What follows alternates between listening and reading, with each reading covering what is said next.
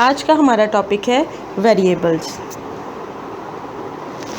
Variable is actually a name given to memory location. Memory location को एक नाम दिया जाता है जिसको हम वेरिएबल कहते हैं। इसी नाम पर कंप्यूटर पर डेटा फिज़िकली स्टोर किया जाता है।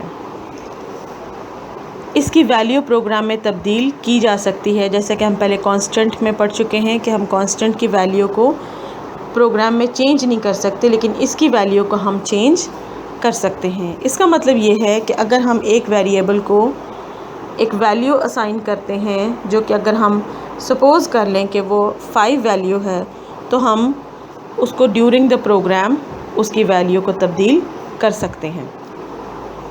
हर वेरिएबल का नाम एक यूनिक नाम होना चाहिए जो कि उसका आइडेंटिफायर होगा, जिसके साथ डेटा टाइप को भी लाजमी आपने डिस्क्राइब करना है, क्योंकि जब भी आप कोई वेरिएबल बनाएंगे तो उसका डेटा का टाइप, किस तरह का डेटा उसके अंदर आएगा, क्या वो एक इंटीजर वैल्यू होगी, क्या वो नंबर में होगी, क्या वो अल्फ़ाबेटिक डेटा होगी, तो वो डेटा टाइप आपने लाजमी देनी है। डेटा टाइप क्यों ज़रूरी है? क्योंकि जब आप नेम किसी से पूछते हैं तो उसमें कभी भी नंबर नहीं आ सकता, और जब आप किसी से फ़ोन नंबर पूछेंगे तो उसमें कभी अल्फ़ाबेटिक डेटा नहीं आ सकता। तो इसलिए आपकी ये कन्फ्यूजन जो लैंग्वेजेस हैं उन्होंने पहले ही ख़त्म कर दी कि आप इजीली जो है वो जब डेटा का टाइप आप डिक्लेयर कर देंगे तो आपको फिर ये प्रॉब्लम नहीं होगी कि जी इसमें को किस टाइप का डेटा आना था।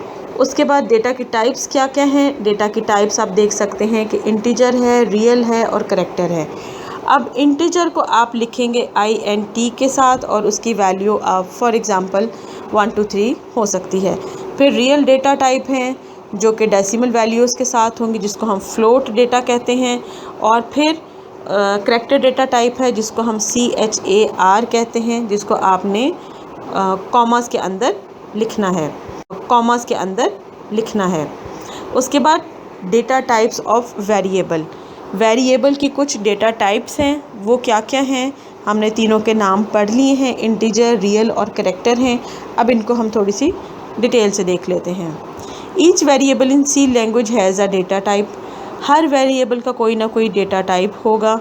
डेटा टाइप ना सिर्फ वेरिएबल टाइप को डेटा स्टोर करता है, बल्कि ये डेटा टाइप के मुख्तलिफ डेटा स्टोर करने की मेमोरी में बाइट्स भी रिज़र्व करता है। यानी कि इसने पहले से ही कंपाइलर को बता देना है कि इंटीजर है तो उसके लिए इतनी मेमोरी रिज़र्व करने की ज़रूरत है, फ्लोट है तो उसके लिए इतनी मेमोरी रिज़र्व करने की ज़रूरत है, और अगर करैक्टर है तो उसके लिए इतनी मेमोरी रिज़र्व करने की ज़रूरत होगी। क्या आप जानते हैं कि some compiler use 2 bytes of memory to store an integer value. जो कंपाइलर्स हैं वो 2 बाइट्स मेमोरी रिज़र्व करते हैं किसी भी इंटीजर वैल्यू के लिए। In such compiler and integer value range -32,000 से +32,000 तक इनकी वैल्यू या रेंज रखते हैं, जिसके अंदर आप अपने इंटीजर वैल्यू को महफूज कर सकते हैं। उसके बाद आपका नेक्स्ट टॉपिक आ जाता है उसकी पहली किस्म, जो कि है इंटीजर, जिसको लिखा जाता है INT। ये साइंड या अनसाइंड में से कुछ भी हो सकता है, यानी कि जो आप इसमें वैल्यू लेंगे वो साइंड वैल्यू, यानी कि पॉजिटिव या नेगेटिव कुछ भी हो सकती है। तो integer data type is use to store integer values. जब आपने इंटीजर वैल्यूज़ जैसे कि फ़ोन नंबर्स हैं, किसी स्टूडेंट के मार्क्स हो सकते हैं, जब आपने ऐसा कोई डेटा लेना है तो तब आप इंटीजर वैल्यू के डेटा टाइप को सिलेक्ट करेंगे अपने वेरिएबल के लिए कि मेरा जो वेरिएबल बनने जा रहा है वो किस किस्म का होना चाहिए, उसका क्या डेटा टाइप होना चाहिए। तो उसका डेटा टाइप होगा जी integer data type. Integer value declare करने के लिए जो कीवर्ड इस्तेमाल किया जाता है डेटा टाइप होना चाहिए, तो उसका डेटा टाइप होगा जी integer data type. Integer value declare करने के लिए जो कीवर्ड इस्तेमाल किया जाता है वो होगा इंटीजर INT, यानी कि इसको हम पढ़ेंगे इंटीजर लेकिन लिखेंगे आप INT। जब भी आप INT लिखेंगे तो कंपाइलर को पता चल जाएगा कि यहाँ पे आप इंटीजर वैल्यूज़ को डिक्लेयर करने जा रहे हैं। उसके बाद आ जाता है आपका signed integer. Signed integer can store both positive and negative values. ये इसकी रेंज भी दी हुई है। By default integer is considered as signed integer.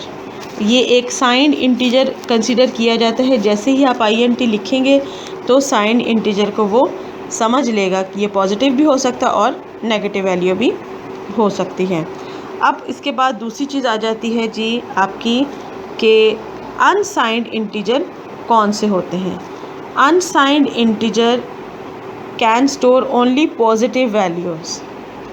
Unsigned वो नंबर, जैसे कि आपने 5 लिखा हुआ, उसके साथ कोई इस वक्त साइन मौजूद नहीं है तो वो पॉजिटिव ही समझा जाएगा।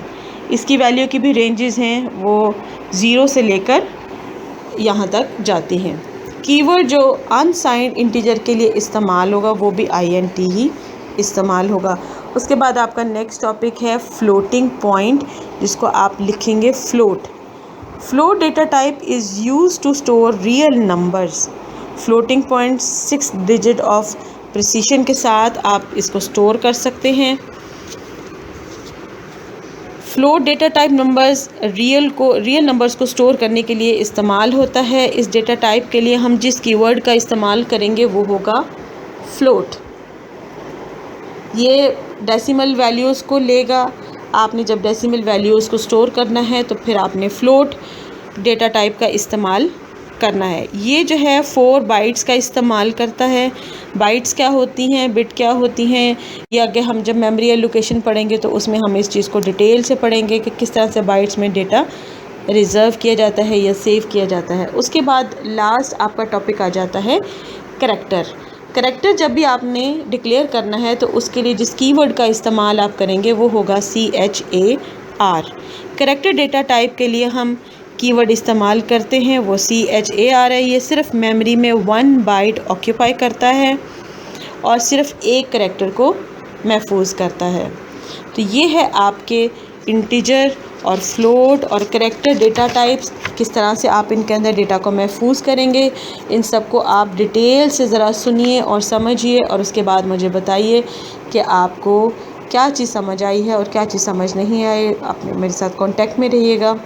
अभी तक के लिए इतना ही। खुदा हाफिज़।